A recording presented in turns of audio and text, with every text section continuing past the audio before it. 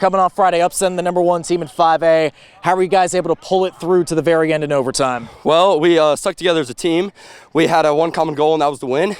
And what we did was we just came together all as brothers, and we just pushed through, When times got tough, when they were up 14-0 at the first, we just didn't care. We just kept going. We were a little rough at the beginning, but, we picked it up, and it's brotherhood, literally. For sure. You talk about that brotherhood. How has this team been able to stick together through all the ups and the downs throughout the course of this season? It's taken a lot. We've had our arguments there and here and there, but our motto is LU, love and unity. When we break out, we go LU on 2, 1-2, and that's love and unity. We came up with that at the beginning of the year in a meeting. But yeah, that means we stick together. We always remember that.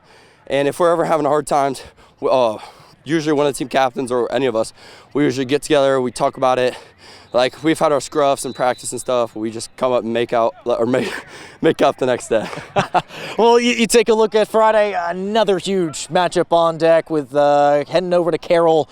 How do you guys keep it rolling and make sure that you build on a win like this? Yeah, we definitely, we're making sure we're locked in during practice. We're doing everything right. We're going 110%. We're not taking any days off. Yeah, we're making sure we push hard, really hard, because I know Carroll's a good team. We're making sure we're assignment sound. We're doing our assignments right. We're making sure not to screw up, and that we're just 110% come Friday night. Hats off to you guys, pulling off a huge upset against Snyder back on Friday. What does that say about this team and just the resiliency you guys showed, especially after falling behind early? A lot of people have been just doubting us all throughout the year. Like, coming into this year, ranked very low. Everyone just didn't believe in us, but we knew, even from the past few games where we struggled a little bit, we knew that we had it in us to come out and get that win. When you crossed the goal line in overtime to steal that win, just what was going through your mind? Just so much excitement. It was unbelievable. Seeing the team rush the field as well, just amazing. Seeing just everyone's faces, just brought a joy. You talked about some of those ups and downs. Just how does a win like this build some confidence in that team, especially knowing what's on deck the rest of the season? Mm-hmm. I think it just put some fire behind us, knowing that we do have those capabilities to win these big games. And rival week, Carroll, we've been coming up short the past few years, and we're really hungry for this week. Yeah, you mentioned just how hungry you are for this Friday. What is Coach telling you so far in practice as you get ready to take on such a tough team in Carroll? Just like last week, everyone needs to do their own job. Don't try to do too much. If we do our job and we play all 4 quarters, I think we're going to come out victorious. Wyatt, you take a look at this Homestead team.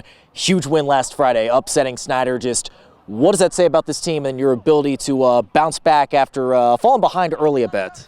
It just shows a lot that this team has a special bond, and they're just we're willing to fight for each other. And it's just we heard the noise in school after losing to Dwenger, everyone talking about Snyder, and everyone no one believed in us except us in the locker room. So it's just a special bond that we have. Defensively, you gave up 2 early scores to Snyder, but how are you able to lock things down the rest of the way against a team that is really known to be able to ground and pound throughout the season? After the first 2 touchdowns, it was just it's kind of demoralizing a little bit coming into such a big game. But then it's we just have great leaders on the team that stepped up, and we're able to keep everyone's heads up. And it's just we played for each other. That's what it was. What was going through your mind when Brett crossed that goal line and clinched that come-from-behind win in overtime? It was a lot of excitement. I didn't really think, just ran on the field celebrating. And it was just a great feeling to pull out such a win.